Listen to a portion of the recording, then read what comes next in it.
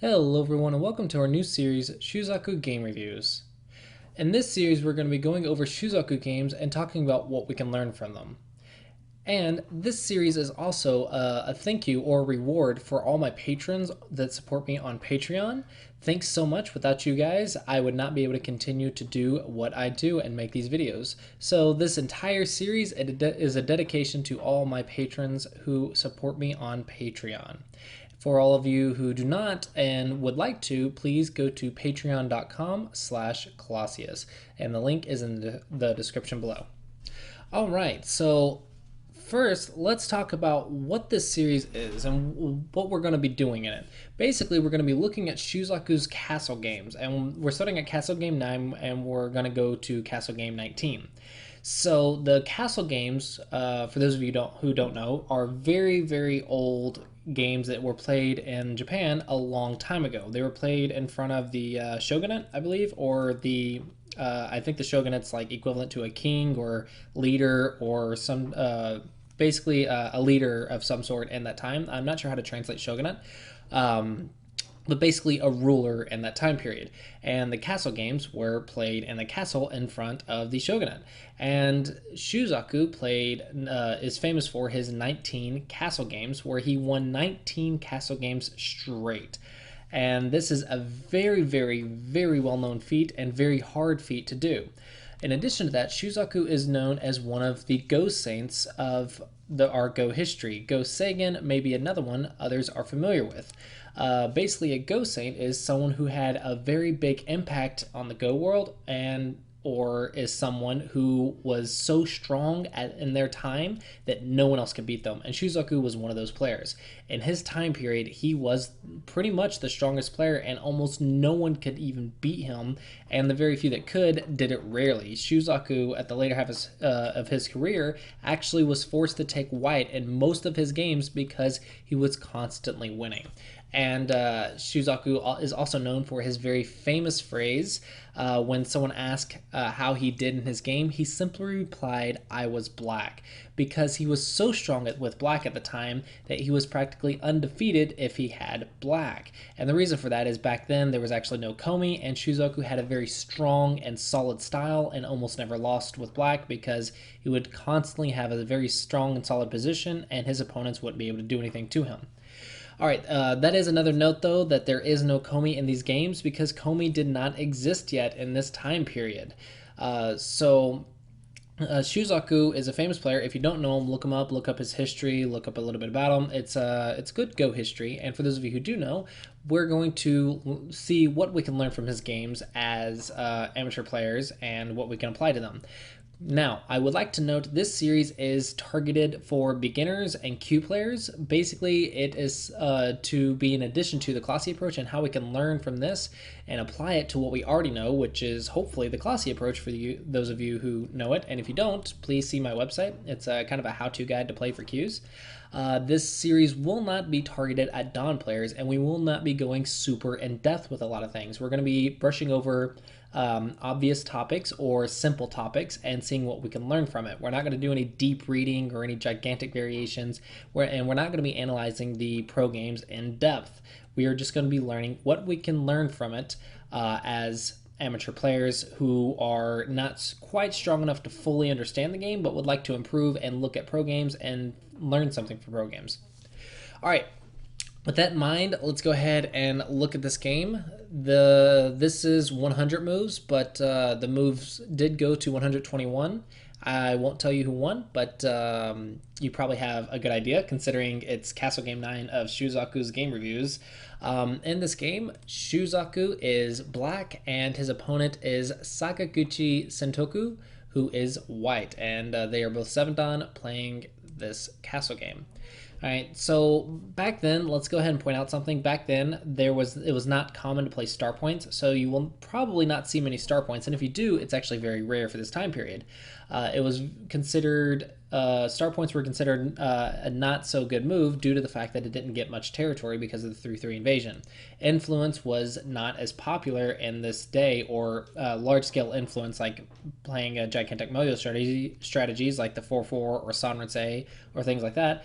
It was not quite developed yet. So you'll see a lot of 3/4s, and because of no komi, you will likely see some open corners. This is things that are very common in this area. And that is because white has to play very fast and try to prevent black from getting a position too quickly, otherwise white will lose. With the addition of komi, white was able to play the open corners much more often and play more comfortably, and black was the one who actually had to speed up. All right, so you see white playing here. This one is one I would not expect. Normally I would expect up here, and that is because afterwards you would approach and you would see a low approach in this time period, but players could also play the high approach, which is more common nowadays. And that way white has support with the approach, and this is a very common move. This is also another move you'll see. This is very uncommon. Well, okay, I wouldn't say uncommon, since it's not as common in today's games because things are a lot more simple. But if you want to learn this move, games from this time period would be very beneficial. And actually, let me just see if I can look at the year. 1853. It is 1853. That is when this game was played. It was the year 1853. So in the 1800s, basically, this move was very common. So if you want to learn variations about that, you can look at those games. You can also look at Joseki dictionaries online. Since this is not a Joseki video, we will not be going over all the variations, but just know that this is a common move in this time period. All right, but it would be more common to see it on the side from my experience of studying these games. However, white chose here. It's a very interesting idea, and black did go here. And white approaches, so you can see now white doesn't have the support. Black chooses to actually play a long pincer, and a long pincer was another move that was common in this time period, and kind of a favorite of Shusaku actually, was to extend a position. So the idea of this is actually to extend a shimari, which the shimari doesn't quite exist yet, which is fine. But it also is saying if black gets something in this corner, I will have an extension now, and it also puts pressure on your stone. So black is playing a light attack while also aiming for this corner, and that is what we're doing here. So far, we can learn that the open corners are recommendations, especially in the Clossi approach, and as amateur players, we want to go open corners first because it's the fastest to make territory. But like I've said many times, the Clossi approach and all of my basic strategies, all the things I've ever said are all guidelines and recommendations, but they are not the only moves and only strategies possible. And I want to emphasize that.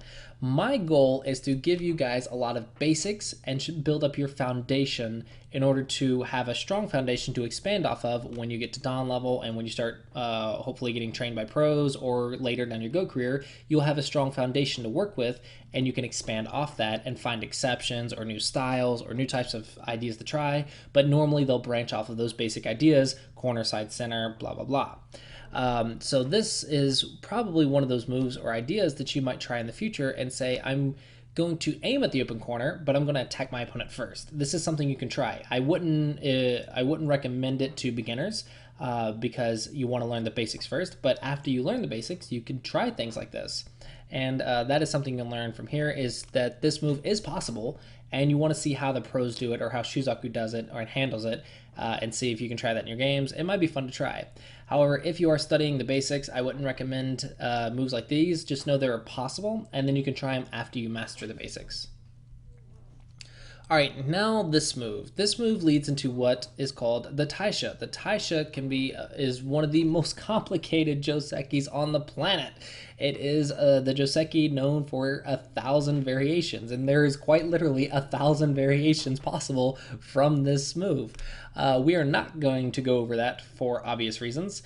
But just this is a very famous Joseki move and very common in the 1800s. And many players tend to avoid this or play a simple version of it due to the fact that it's very complicated. And I personally also avoid it because it is very, very, very complicated, or it can get very complicated. But there are simple and more common variations than others. So out of those, there's probably like anywhere from 5 to 10 very common sequences that most players know. I would recommend learning at least 2 or 3 in each direction. So probably I would recommend learning the most common 5 variations of this, just so you know it, or learning a variation to avoid it or to simplify it or something. But just know that this can become very complicated, and it's very common in this time period. All right, black jumps through, which is common. Hane. and tiger's mouth. This Hane and tiger's mouth is an important shape, actually, and that's something we can learn from here. So normally when I tell my students to attack, it was actually one of my students that inspired this thought, because I know that the Hane and Nobi is a very common shape. However, when he asked me about just playing this move, I actually couldn't answer him perfectly, because the tiger's mouth is very commonly the vital point in a contact fight. And so he said I wanted to play the tiger's mouth, and I couldn't actually figure out the exact wording or why I wanted to say it. I figured it was going to be a good exchange, but otherwise I said this probably isn't bad, because according to basics, tiger's mouth is the vital point. But actually, when I then told my student that, and said probably it's not bad, but I know the normal one is this Hane, and I can't explain it perfectly right now. And then I went and played it in one of my games, because I knew my teacher was going to look at it later, and I was like, oh, I'll do it in front of my teacher and see what he says. And I got yelled at because he said, this move is not good because this exchange is good for white. So there's absolutely no reason to play it, or not to play it. There's absolutely no reason not to play this. So go ahead and make this exchange, and it's a good exchange for white, especially compared to just doing this and getting surrounded in the corner. The difference is very, very large, because locally it's getting surrounded or not getting surrounded. So he pretty much told me that, when I was asking, I explained that I was like, oh, I was just trying to play a shape because I didn't fully understand why it was bad and no, it's not common or whatever. He said, never play this again because there's no reason not to make this exchange, so never not make it, pretty much. While I usually avoid the word never in my own teaching, just know that this move is usually almost always better than the tiger's mouth. But since I couldn't explain why to my student, I tried it and I got the answer myself. So I don't know everything, and sometimes if your teacher doesn't know something, try a different teacher. They might know it. There's more than one Go player on the planet, and there's way too much information for one person to know it all. I tried to know as much as I can, or the important stuff for you guys, and teach you guys what I know. But just know that I don't know everything, and I can't teach you every variation on the planet. I can only teach you everything I know, or all the basics I know, and then you're going to have to find the other stuff on your own. But anyway, that is a shape I learned. So this exchange is good for white to make before taking the tiger's mouth. So it's a common sequence to go ahead and do. All right, so black plays the bamboo joint, stay strong, instead of going into the taisha, which would be this one. And this goes very complicated, so we're not going to go over that quite right now. This is a variation you are free to look up at any time, but this is too complicated for this video. For now, I just want to stay simple, and you can see this is a very simple one. It's a bamboo joint. Bamboo joint is very strong, very solid, and it's pretty good for black to do, especially considering black uses Sonibu Shusaku, and when we think about Shusaku, he's really solid and really strong as black. Now, I'm not saying he avoided this all the time. He did play this several times, and I think this was played, or some variant of the taisha was played in the ear reddening game, which is a very famous game. You guys can look that up. It's the ear reddening game, basically where his opponent's ears turned red after he played a certain move. And for a long time, many amateur players jokingly called that the divine move or something like that, but it's a very, very, very famous move because it was a 5-purpose move. It was a single move that completely changed the entire position and did 5 things at once. So go ahead and look that up. It's a very famous thing. I think it's just worth reading about and seeing because it's a very cool move. Anyway, so he did play that. So I'm not saying Shusaku avoided the taisha. I'm saying in this game he played solid, and you can also do it because he did it. We can do it, right? And then extended here, and this is the extension you want to do because if he does something like this, there's many. I think it's this one. I'm not completely 100%. It might be an exchange here and then this one. But there's, or actually you can go here now. I don't want to say without reading it through, and I can't read on a video very well. But white, according to what I know, white is not strong enough to actually pull this off right now, and it's not really worth it. I don't know the exact variation. I would have to actually sit and read it for a few. I just remember the concept. This is the extension you want. And that's more commonly than not, that's what actually most players will remember, is this is a certain move that is good or bad, and you see the sequence, so you know it's right, or that answer's right, and then later you'll forget the sequence, but you'll remember the solution to the move. This is a very common thing. So what I recommend when this happens is actually try it. Keep playing it, and you know the solution, and I would play it and then mess it up, because actually if you know the solution's one thing and you forgot, and you can't punish your opponent, and you mess it up and potentially lose the position, then when you look at it later, have someone show you later, it'll actually be much easier to remember that variation. So the reason I don't know it is because I've probably seen it once or twice, but I actually haven't played it in the game because I never played the Taisha. Therefore, I don't know the variation perfectly. So if I wanted to learn more about the Taisha or learn more about this, I would actually try and play this sequence and wait for my opponent to do this, and then I would try and read and play in the game, probably mess it up, and then I would have my teacher show me what's the correct way to punish in the game. And I usually do this in a game online, not in a tournament, of course. I usually play it in an actual game because it'll be easy to remember, because I put more thought into a game. So it'll be easy to remember something I messed up in a game rather than something I'm playing on a board for studying. Granted, you can study it, and if you can study it and memorize it, then that, of course, is really good. And you could also, if you can look this up, go ahead and look it up. That's also good. But if you can't, sometimes you'll just have to try things in games, mess it up, and ask a teacher, or you can just ask a teacher when you want. But I have found for myself my own personal learning style. I like messing things up in games because I'll remember it more accurately or more often by actually playing it, messing it up in a game. Anyway, so this move is the extension Black wants, and it's actually very solid because Black has a lot of thickness right here, and has a move. I think it's Tiger's Mouth is normally Vita Point. What I'm worried about is this move, because White can actually sacrifice its stone, even though it looks really weak. So I probably, even if I could do this as White, I probably wouldn't, just because it's bad group. And this is the second one I can, excuse me, considering is here. And we can see that there is some things to read out. There is some concerns, but I think Black's okay. Black probably should be okay. But like I said, I don't want to spend too much time reading this out. This is already going to be a long enough video, and just know that Black should be strong enough here. All right. Anyway, so the whole purpose I'm saying that is because Black's playing a very strong position very quickly, and Shusaku is known for strong positions. And you want to figure out how to, if you want to learn how to play strong, you should look at Shusaku as Black anyway. And you can see that he's just playing strong shape and extending as far as he can while staying strong.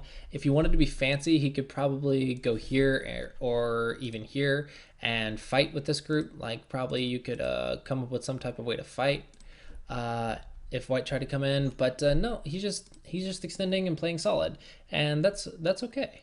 That's okay. So White does come in, and Black chooses to take the open corner. I've seen this game one time. That's why I'm able to predict it a little bit, because I had to actually play it out on the board so I can have the review for you guys. But I've only seen it once, so I'm still looking at it as is. This move, according to what they said, wasn't quite strong enough to do anything to Black. However, personally, I would probably want to defend once and threaten White, but this might actually encourage White to defend, and I might see something like this. White does look a little over-concentrated, so maybe it wouldn't go this way. This is not the pros commentary or anything like that. This is my own thinking. But Black chose to do this. And if you look at it, then how does White do anything to Black? It's quite unsure, especially since if White tries to do something, worst case, this group's going to get weak, right? So worst case, something happens, I can go and invade here. Or I might actually be able to counterattack immediately and maybe fight with this. So it's normally hard to actually attack Black with that weakness. Again, in addition to that, if White has weakness, then I'm strong, because White normally you can't attack with weakness. Likewise, though, if I play here and White does that, then probably I'm going to have some weakness. So if I was looking at this from my perspective, I would say both players are strong because neither player can attack because they're both weak. So both players are weak, which makes both sides strong. It's a funny kind of thinking in this case. So it's an interesting idea to learn from. And so I'd have to think, okay, yes, both sides are weak, so neither of us can attack the other. But does that necessarily mean I'm strong? Well, if I look, how can white attack me, or what can white do? In this case, I would actually conclude that my corner might get pressured if my opponent defends first. So, for example, if I Tanuki here, I would be worried that my opponent would actually do something, and then afterwards be able to attack my corner somehow. With some type of move here or here or here or here is my instinct moves, and I'd have to read each of those, and I would be worried about this, and I would be reading it and considering it. However, I've noticed one flaw when teaching and when getting taught is I undervalue actual going to get an actual big territory move versus playing my normal basics. So basics are strong. Basics are usually going to win you more times than, or win you games more times than not. And they're going to probably get you to 1 Dan because I am a Dan and I follow the same basics that I teach you. However, if I wanted to get to say 7 Dan, I also have to learn when the basics should be defied, or when that territory is bigger than that attack, or when that attack or big solid move is bigger than an open side or open corner. And that is something I struggle with. And this is something you can actually learn from this game, is that there are times when you can ignore those and you want to try to actually read those and count everything, and maybe you can find the timing of those exceptions. But first, I would recommend learning the basics, and then I would recommend learning the exceptions to those basics by studying pro games, because pros are usually accurate and correct. But I have trouble studying this because I kind of fine tune my own basics to make sure that all my moves were good moves. They're not perfect moves, but they're good moves. And if I wanted to get to 7 Dan, I would have to improve that to find those exceptions more often. So therefore, I think if you want to just know that the basics are correct 80 or 90% of the time, but there are going to be those exceptions. And if you want to get to 7 Dan, which you're going to need to learn that these exceptions exist, and master the timing of when to ignore those exceptions, or when to play that big move instead of that attack, or when to play that attack instead of that big move. And that you can actually learn from pro games. When they do it, when they're not following the basics that you've learned, try to figure out why they did it. Try to attack or defend or go and play that big move and ignore their move, and see how the score changes. Count the board and count the result of all the variations. Try to find the best variation you can and see if you can prove it to yourself about this certain situation is one of those exceptions, and then try and master the timing and try it in your own games. Or you can ask your teacher, which probably you're going to need a pro to tell you that, because I can't tell you that. But all of my lessons and all my videos are about teaching you the basics, and once you master the basics, you're going to be studying pro games, for example this one, to find out why am I not playing the basic, why are they Tanukiing, and so this I actually found interesting, because the top side, according to my basics, I would want to play up there. I would want to defend this corner at the very least with something here or here. I would want to do something in that corner. This one probably not, because it faces your opponent, or I might even attack immediately. This would be more my style, is probably to attack. I would want to do something on top though. But Shusaku didn't. He said, no, that's fine. We don't need to attack yet. We're just going to keep playing a big move and play solid. And I think I can learn a lot from Shusaku in this personally, and the fact that yes, I could attack, but I can attack later too, and I should just make some points now, because technically I don't have a lot of points, and neither does white. So if I make some points now, I'm going to be winning. So this game, we can learn a very solid and straightforward level of play, and we can learn that style. So remember, there are styles. I think, in my personal opinion, I do not think this is a bad move. I think this move is probably just as good as D3. However, I think it's a lot more complicated and a very different style. So that, in conclusion, I think the top side, something probably can be done, because the basics tells us it can. However, playing d3 is also possible. And we can learn that a simple, straightforward territorial style is also possible in Go. And it's another style that maybe some players will prefer, maybe some players won't. And we can learn that, hey, this is possible by reviewing pro games, and then we can learn how to do it by actually analyzing the pros who do it. But it's very interesting because Go is not one straightforward game where one style fits all and one style wins overall, but rather several styles do. And it's interesting to see games that are different than your style and see the other options that are out there. But you also have to be careful with that because if you look at that too much and you start playing moves that are not in your style, then you're not going to be as comfortable or as familiar with them, and it might mess up your game. So do be careful with that, but it's fun to study and it's fun to look at and analyze and try to find the reason why they didn't play the move or the way you did.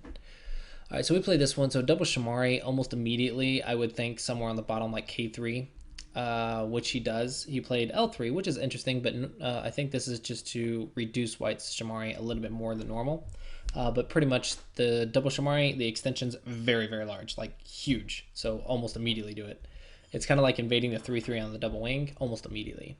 White extends here. This is to give black some weakness on the bottom. So this move's kind of Sente. I think many players would prefer this one though. So you can see this one's probably old-fashioned but very solid and very straightforward. But many players would probably consider something over here just because black's position is getting too large. But you can see that white chose to just do this. It's very simple, very solid. And black simply jumps back. Now this area does look very large, but do note that there is a weakness here that is possible. White can connect under, so this is something to remember. So this area is probably like 12 points, which is still relatively large. It's 4 points or 6 points for 12 points, so black's got double white, which was expected because white got a 2-space extension and black got like a 6-space extension. So black should have gotten more, but there is some Aji to do something in there later. But now let's see what white does. White chooses to reduce this position instead of playing on the right. So the basics would tell us attack this black stone on the right and maybe build your position on the right. And this would be more common in my book. Maybe a pro will tell you different, but I think white was thinking that the right side is big, yes, but I'm not going to gain enough on the right side to make up for everything black's getting in the bottom left corner, because that bottom left corner is huge. So therefore, I think white was thinking that this corner is bigger right now, and it's also putting a little bit of pressure on C11 at the same time. So it's still kind of attacking and also reducing at the same time. So it's kind of a double purpose move. You're reducing while putting pressure on C11 and maybe trying to split C11. In addition to that, it's also taking care of the very big position, and white has to be careful with that because white does not have Komi. I think with Komi, white might have chosen the right side somewhere, but I can't say for sure because I'm not a pro. But anyway, so this is what white chose to do. Black chooses that. This 1-point jump is a very common move. So the shoulder hit's common, and you can either block this side or this side, and the response is usually a 1-point jump. And then Tiger's Mouth is usually the follow-up, but black chose to defend, so Tiger's Mouth would normally be the follow-up. However, something like this might follow. So maybe black wasn't ready for that, or I'm not sure. Maybe black wanted to keep pressure on white and also defend. I can't say for sure, but black did defend the C11 stone with 1-point jump, and now white is getting surrounded. So white will have to be concerned a little bit. So white chooses to run away. Very common. Black immediately just defends his stones. This is a shape point, so it's just a good exchange to get, and then defends his stones. So black immediately stays strong and solid, fixes all of his weakness, and he'll attack white later. So with this in mind, when I compared it to this, which was kind of my thinking, black does defend and gets the right side, but now white's getting some influence in center, and it doesn't look like black's controlling the situation as much, and white might get Sente. Here or here. Now let's compare it to the game. And here you can see this looks much better for black. Black got some influence in this area. White is weak in the center, and this influence right here is almost equal to the territory he would have gained here. So this is, he would have only gained like 8 points here, and this is almost 8 points of influence. Because if you think of influence as at least 2 points per wall, then it's approximately 8 points, theoretically. Then this would be equal to this, but also white's much, much weaker than he was in the other position. Granted, white can still play this way, but you can still see that black's, with this thickness, black can probably still put a lot of pressure on white. So I think it's slightly better than what I was thinking, and I found that interesting. And so you have to think, what made this move different? Well, obviously this move led to that result. However, what concept can we learn from here? And in this one was, my weak group's getting surrounded, so run away. And that's actually as simple as that. He ran away while splitting white.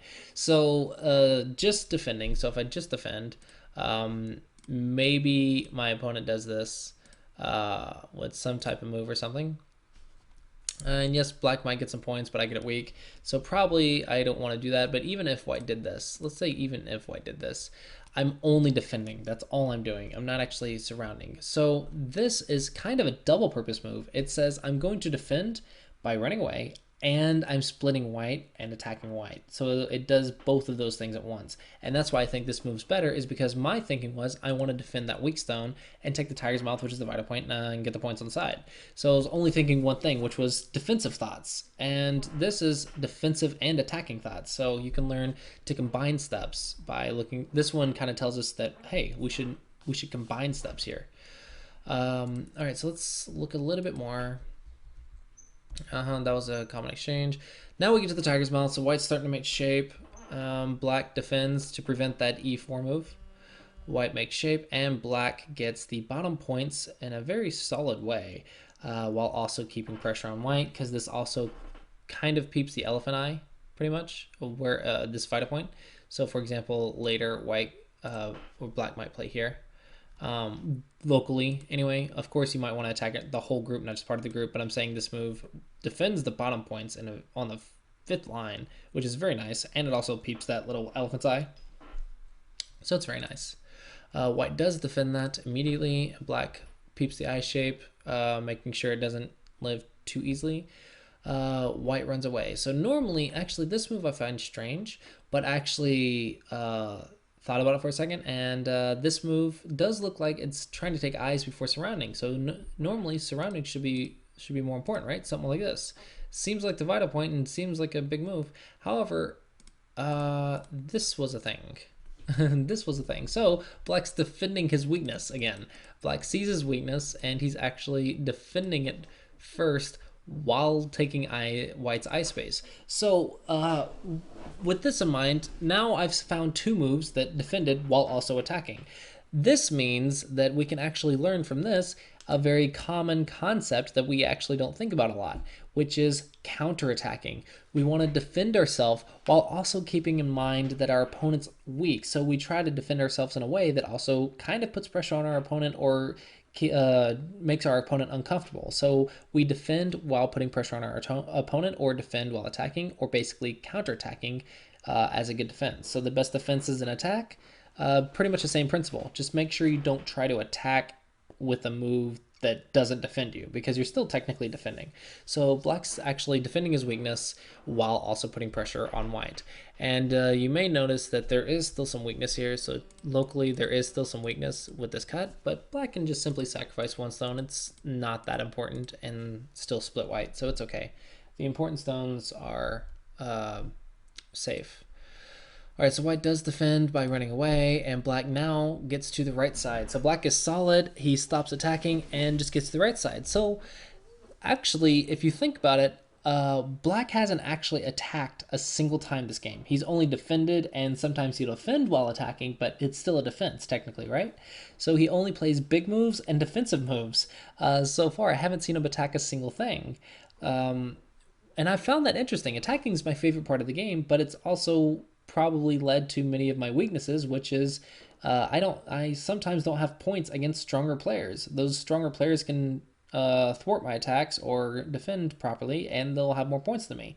So likely what I can learn from this is, hey, what about staying solid and attacking later? What about staying solid and getting those big moves first and then attacking later? This actually defies the Clossi approach, but he's actually defending himself while attacking and then still getting to those big moves. And white is unsettled, and black is very solid and strong and very fast as well.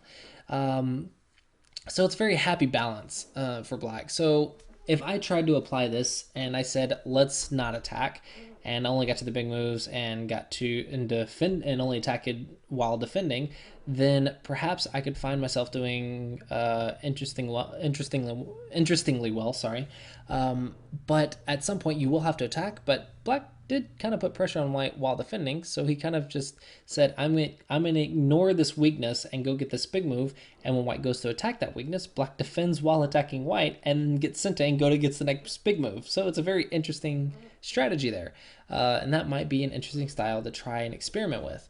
But do be careful.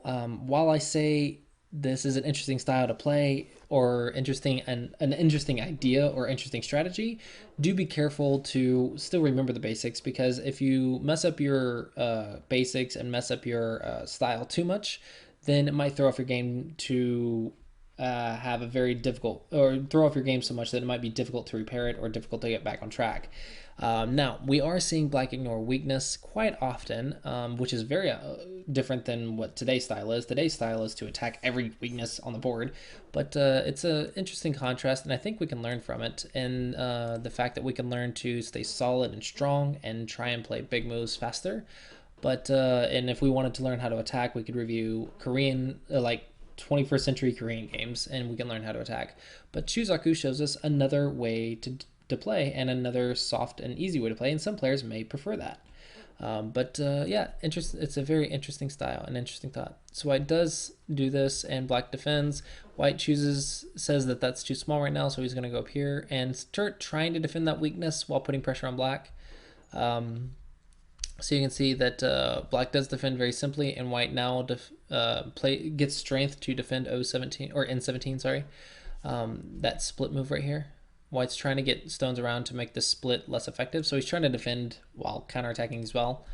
And then black goes here to defend the J3 weakness. It's a very large move, but I was surprised at not seeing something over here. So, like for example, what about something like this? And probably here, or a simpler move. What about just this? This seems big, but this move, while it defends this weakness, it also puts pressure on this group. So it's kind of it's kind of a big move while attacking. So it's kind of an attack, but also very solid. So black's again doing multi-purpose. He's not directly attacking, but rather he's indirectly attacking while making something, which is a very nice idea. White makes an exchange, black defends himself and then defends this. So this is interesting because now at any point white can play this way. Black can live on the side, but this group is a little weak, so black does have to be careful. And white chooses to play this. Black simply plays, and now black's okay. So now there's actually no cut, because now if I did this, I can disconnect. So now black's okay. So I'm curious as to why white didn't play here, and I think it has to do with white's eyes in the corner. So if we play this way, and what can I do? Let's say I play this way. I think white is actually not alive. And I think that's actually, I'm going to conclude that that's why this move is sente against the corner, because I don't see another reason why this move is bigger. All right, and black does this, and now white can't split, so now black's okay. White does go here, black blocks the territory and also white's eye space, and so white starts making shape. Black takes in sente, which is a fair trade, and then white ignores. I guess white is okay. White thinks he's okay, but at the same time, I think white can't exactly defend. Black's been getting way too much territory and way too many big moves. If you look at the territory, white's only territory is actually this bottom right corner, and black's bottom left corner is much bigger than this. And the rest of the board is kind of even in points. The rest of the board's kind of even in points. So black, just by glance counting, it looks like black's ahead, especially since white doesn't have combing. Therefore, I think white doesn't have time to actually defend this. He really has to get to a big move. And the shoulder hit's a very common and nice way to reduce this area. Many players might consider something like this. Or here, or a 1-point jump. But Shusaku said, no, I'm just going to keep it simple. I'm just going to do this. I don't need to do that. I don't need to invade because I have more points. So it's okay if white gets like 10 points here. And if we play it this way,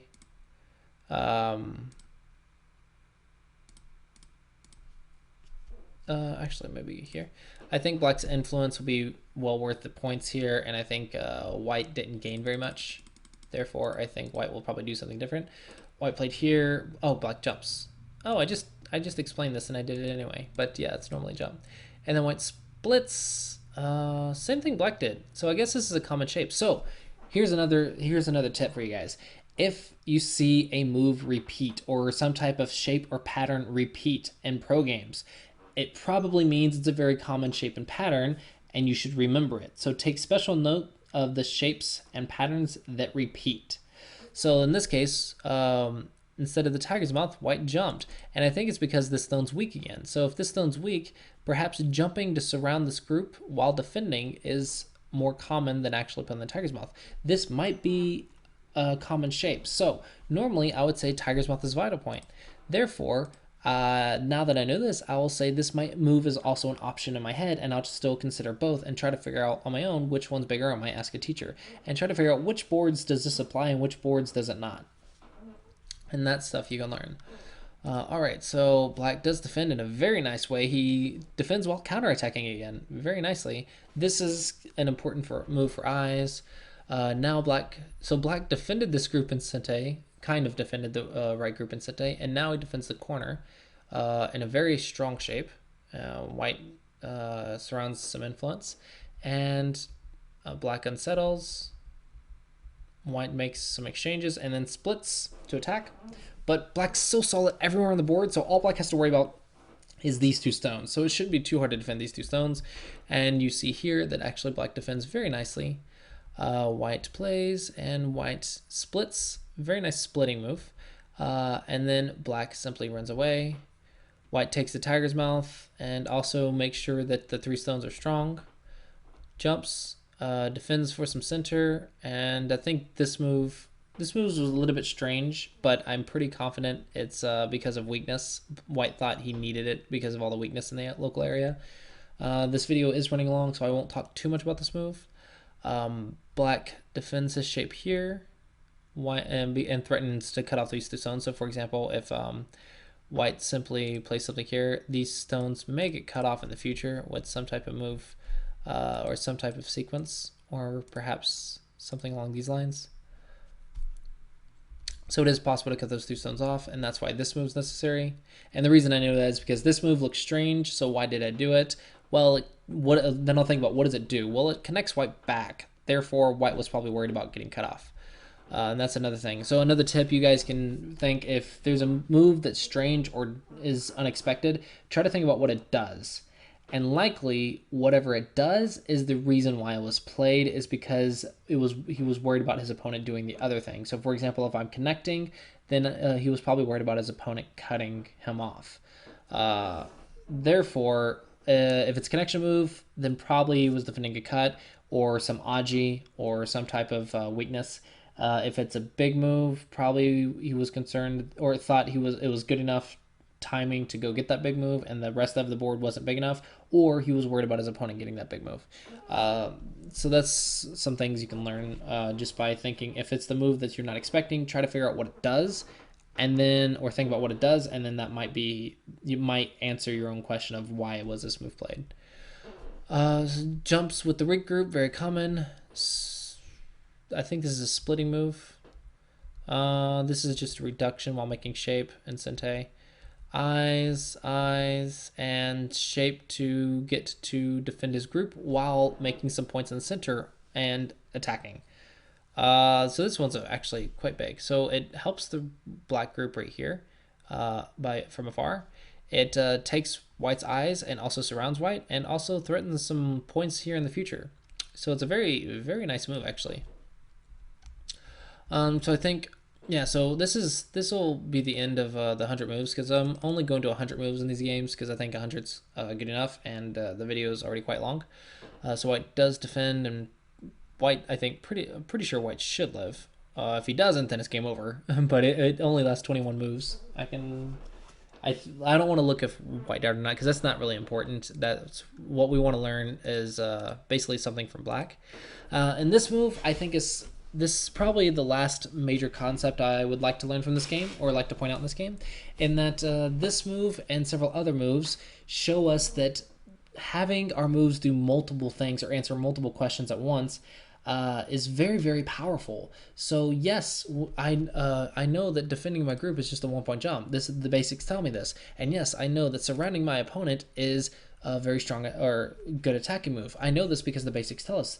But what move does both? And not every move or not every single move can have a multiple meaning. However, when the chance arises for us to have a multiple move or a multiple purpose move, then we should be looking for it, right? We should think about it. And this move is very nice in the fact that it defends my weak group while also attacking my opponent. And in this position, it actually also threatens some points. So it's like almost a three-purpose move because the points may or may not exist in the future, but it's almost a triple-purpose move, and it's a very nice move. And we can learn to try and actually think about making our own moves multi-purpose every now and then. I would say not to aim for a multi-purpose move every single move because it might not exist at every single move, but just know that the option is there and maybe think about it and think, is it possible? If not, then go play the normal basic move. But if it is possible, then you might just increase your level and your attack and defense by playing a multi-purpose move when it's possible, or every once in a while you'll have a very very nice move that can potentially give you an advantage in a local situation. So I think this idea of multi-purpose move is another thing that we can learn from this game. All right, so there's a lot of things. Hopefully you guys liked this video and took notes. If you didn't and you don't remember everything, then feel free to watch it multiple times and go over the notes or the things I pointed out. I will say that, again, this video is meant for Q players, and it's meant as advice. It's not an in-depth review. I'm not a professional player. I don't pretend to know everything, and I don't pretend to understand pro players perfectly. So all I want you to take from this is my advice, my recommendations, and hopefully some new ideas for you to consider in your own games. Granted, like I said earlier in the video, I don't think my ideas are everything. I don't think my ideas are perfect. I think my ideas may just be useful to you, but you will need many teachers or not many teachers, but you'll need multiple teachers and multiple books and multiple forms of knowledge in order to create your own knowledge set, because Go has too many paths and too many styles and too many things to learn for any one person to know it all. So learning as much as you can from people and learning as many various ideas as you can and then coming up with your own conclusions and your own styles is very important.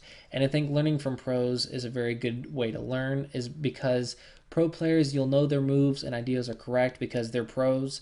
And in addition to that, you'll get to see many different styles, many different patterns that the pros try, and know that they're being played at the highest level. So you know it's possible to try and possible to think about, and then you can try and play it in your own games and show it to your teachers and see what your teachers think.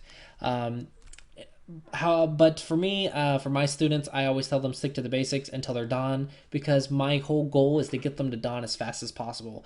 They don't have all the time in the world to play Go. They can't dedicate 10 hours a day to play Go. So my goal is to get my students to one dawn within hopefully a year or two. I think my record right now is 1 year and 3 months, and I'm hoping to beat that with some of my students. But they were getting lessons every week, and that was from 13Q to 1 dawn was 1 year and 3 months, and I'm very proud of that. But that's my goal, is to get you to dawn. I'm not trying to get you to pro. The things I will teach you might not be good enough to get to pro, and there might be some things wrong with it. But my advice is proven to get players to dawn level, and then I recommend getting a stronger teacher. Now that you have a strong foundation of knowledge and strong knowledge set, have a teacher teach you the exceptions, or that last 10% you need to make your moves near perfect, and try to have your teacher also point out much higher level and higher efficient moves in order to get your game much closer to that pro level if you want to do that. So, with that said, hopefully you guys did find this helpful and enjoyable. Once again, thanks to all my Patreons for supporting me on Patreon. You made this entire series possible. So, thanks for that. And yeah, hopefully you guys enjoyed this video, and I will see you guys next time. Hey guys, thanks for watching. If you liked this video and would like to see more, please hit that subscribe button. If you would like to support the creation of more videos as well as get access to early releases, then head on over to my Patreon at patreon.com/Clossi. And if you want more Go content, then go to my website, seansgogroup.com. And as always, I hope you guys enjoyed this video. Thanks for watching, and I will see you guys next time.